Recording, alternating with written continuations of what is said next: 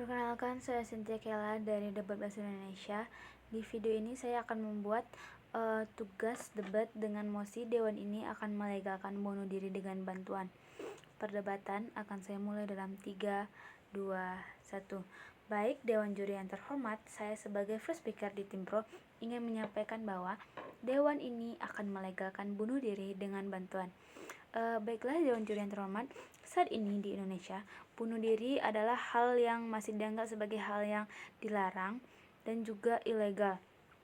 Tapi ini akan sangat berdampak pada kehidupan pasien yang mengalami penyakit kronis dan memang sangat menderita setiap harinya. Jika negara tidak melegalkan hal ini akan sangat berdampak pada kehidupan pasien. Akibatnya, ada pasien yang diam-diam mengakhiri hidupnya dan itu sangat membahayakan. Jadi, di sini definisi dari bunuh diri dengan bantuan itu adalah pasien yang mengalami penyakit kronis dan menderita setiap harinya karena tidak dapat sembuh dan akhirnya memutuskan untuk mengakhiri hal tersebut dengan bantuan tenaga medis. Yaitu tenaga medis di sini pasti adalah orang yang sudah profesional. Ini tentunya hal tindakan ini sudah disetujui oleh pasien yang ingin mengakhiri semua ini, pasien yang ingin mengakhiri. Karena mereka melakukan tindakan ini dengan kesadaran penuh dan tanpa paksaan, hanya dengan tujuan untuk mengakhiri penderitaan mereka.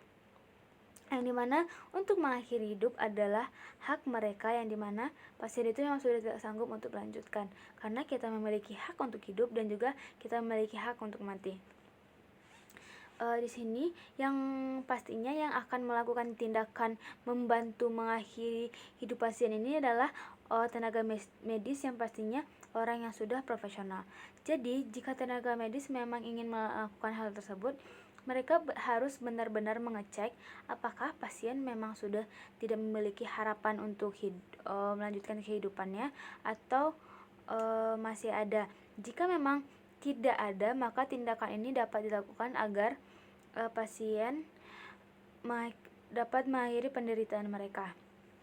Di sini adalah kebebasan individu, haknya untuk melanjutkan hidupnya karena agar pasien tidak memperpanjang penderitaannya.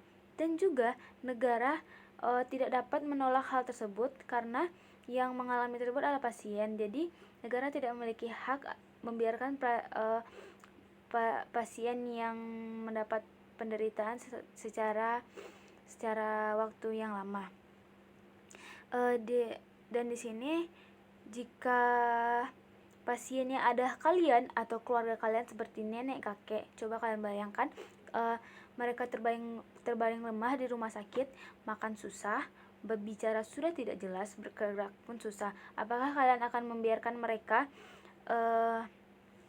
terbaring seperti itu saja dengan lemah dan tidak kuat untuk tidak kuat untuk melanjutkan penderitaannya? Apakah kalian tega?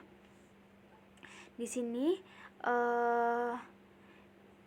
bagaimana orang-orang yang terjangkit penyakit seperti kanker gagal ginjal, Dewan Juri yang terhormat, kanker gagal ginjal yang memang sakitnya tidak ada solusi dan membuat mereka hidup dengan penuh penderitaan. Oleh karena itu, mereka memilih dan mengambil keputusan untuk mengakhiri hidup mereka agar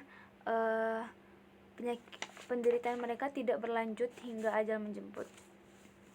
Hal ini pastinya sangat mendesak karena banyak pasien yang kehilangan harapan untuk sembuh, untuk mendapatkan kehidupan yang layak. Tapi di sini layaknya kehidupan bukan adalah seberapa lama kita hidup, tapi adalah seberapa lama kita Dewan Juri yang terhormat, tapi seberapa kuat kita hidup dan kuat bertahan. Dan juga tindakan ini harus ditangani oleh tenaga medis yang pastinya sudah profesional, dan juga negara harus mengatur hukum agar tindakan ini tidak disalahgunakan dan juga tidak adanya terjadi praktik secara diam-diam karena pasien sudah tidak sanggup menahan, dan juga tidak ada jalur hukum yang mengatur. Jadi tujuannya adalah untuk mengembalikan hak individu untuk memilih pilihannya apakah ingin mengakhiri hidupnya dan terlepas dari penderitaannya.